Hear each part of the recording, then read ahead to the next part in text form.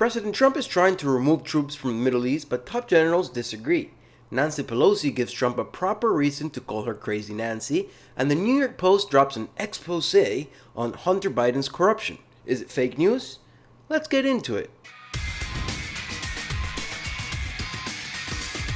President Trump, trying to keep true to his campaign promises of 2016, has been removing troops across the world. He removed troops from Syria, claiming we were not the world police, and he's right to a certain extent. Should we intervene if there's state sanctioning genocide? Maybe. Comment your opinion down below. He has also removed troops from Iraq, and now he's trying to remove troops from Somalia and Afghanistan.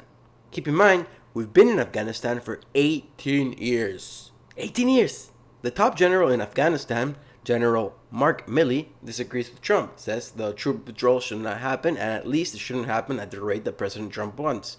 What a surprise, military man wants more military. This situation led to two of my favorite talking heads interacting with each other. On the right, you have Tucker Carlson of Fox News. Elegant, eloquent, and when he takes jabs at his guests, he does it with surgical precision. On the left, you have Jimmy Dore, a comedian, very passionate, and his show is quite interesting. And hey, sometimes I find myself agreeing with him. Check out this fascinating interaction between the two of them, who ended up agreeing. Tonight there are ominous signs that the military is openly defying our system of civilian control. Today, the chairman of the Joint Chiefs of Staff, Mark Milley, broke with the White House's plan to lower troop levels in Afghanistan to 2,500. That's a plan that both the public and common sense both demand. Milley said he's going to conduct his own rigorous analysis of the situation. Again, aren't civilians supposed to be in control of the military?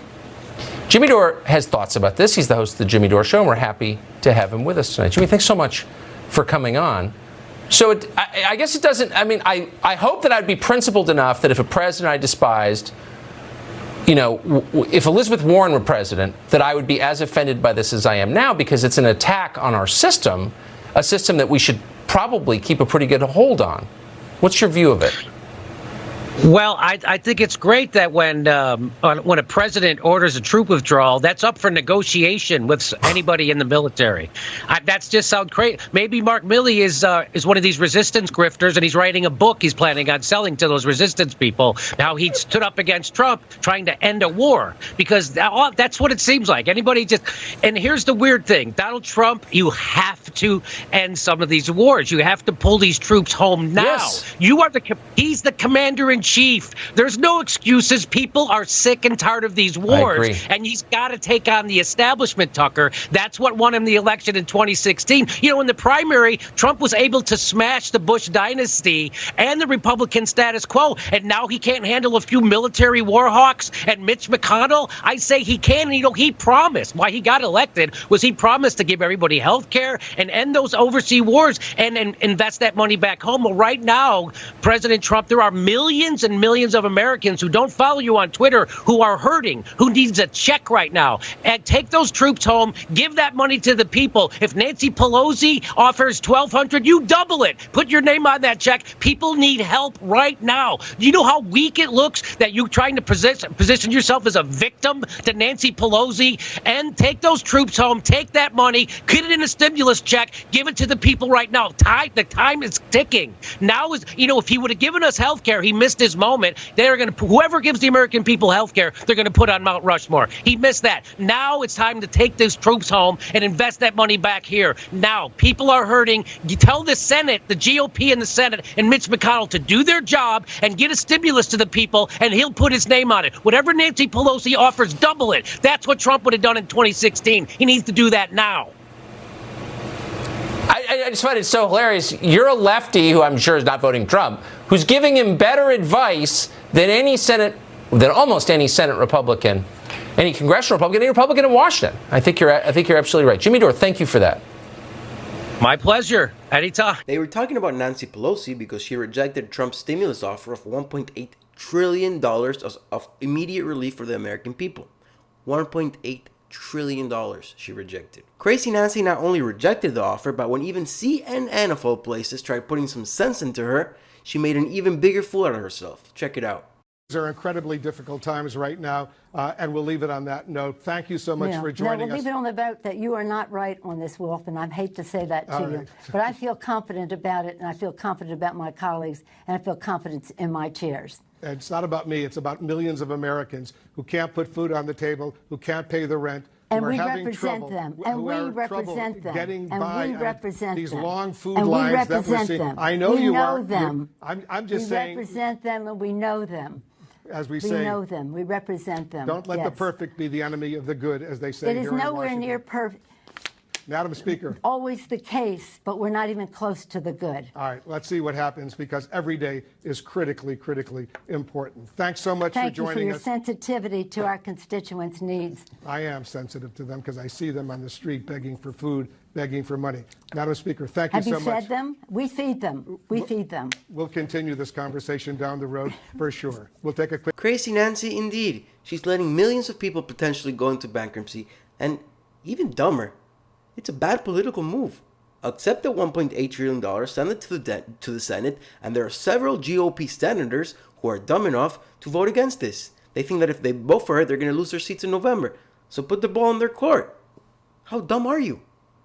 Let the GOP senators ruin their career, or give the American people relief. Right? Right? And while we're on the topic of crazy politicians, you guys remember Senator Hirono from Hawaii? She's the senator who walked away from the Senate Judiciary Committee because she was tired of hearing about the mythical group Antifa. The same Senator Hirono had a really cringy moment during the Barrett nomination hearings yesterday. Since she had nothing to attack Barrett on, she decided to change some definitions around, like the radical left usually does, and tried accusing Barrett of being homophobe. Check it out. Use the term sexual preference to describe those in the LGBTQ community. And let me make clear, sexual preference is an offensive and outdated term. I don't think that you use the term sexual preference as just, I don't think it was an accident. If there was some sort of compilation showing Democrats saying sexual preference without having any issues. This time bring everybody along, regardless of color, sexual preference. Based on whatever color, what their sexual preference might be. By race, by age, by sexual preference. It doesn't matter what your sexual preference is. What their sexual preference is. Never in the course of her military career had anything about her sexual preference had any impact. Based upon race, color, or preference or sexual preference. I have a preference for chocolate ice cream. It's not a choice. It's a preference. Does that mean I'm anti-vanilla? Am I a vanilla phobe? No.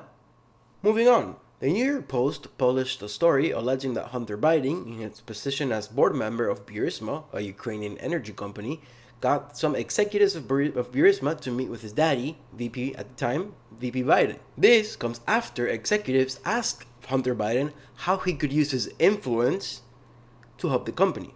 Of course, if your daddy is the vice president of the United States, I'm sure you have a lot of influence there, huh? Like, does anybody remember when the Vice President of the United States, Joe Biden, pressured the Ukrainian government to fire a prosecutor who was investigating Burisma, who's paying $50,000 a month to Hunter Biden to just sit on the board when he has no expertise whatsoever about the subject matter?